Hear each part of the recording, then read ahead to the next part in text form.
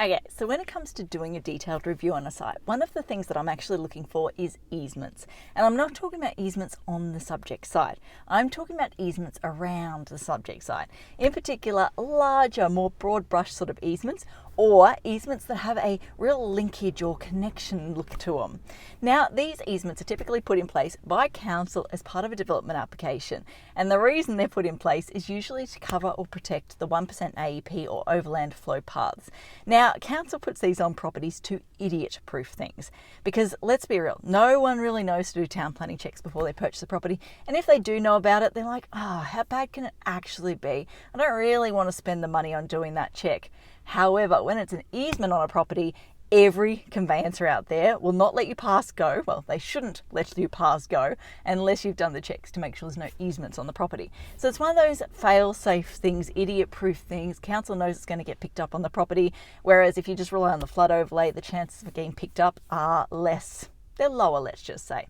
Now, when I see these easements, two things instantly go through my mind. First and foremost, I'm like, damn, that is a serious flow path. Like, it ain't one of those flow paths where I'm like, yeah, we could probably do a performance outcome for the undercroft height. Yeah, we can probably push this. I'm sitting there going, damn, that is a massive flow path. And it's probably actually going to be worse than what we can see in terms of the overland flow flood mapping.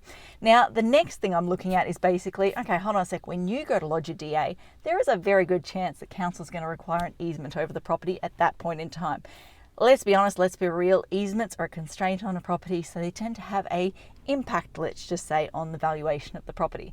So yeah, what I'd like to encourage you guys to do is when you're looking at properties, don't just focus on looking for easements within the subject site.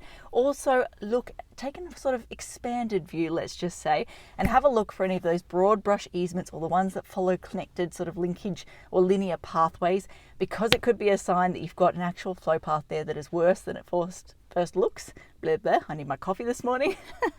Worse than it first looks, or it could be a sign that you're going to end up with an easement on your property as part of any future application that you do. Just something to keep in mind. Okay, as I always like to say, until next time, thanks for watching.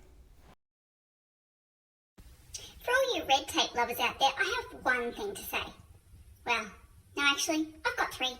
Number one, the advice provided in these videos is general in nature. It's not site-specific.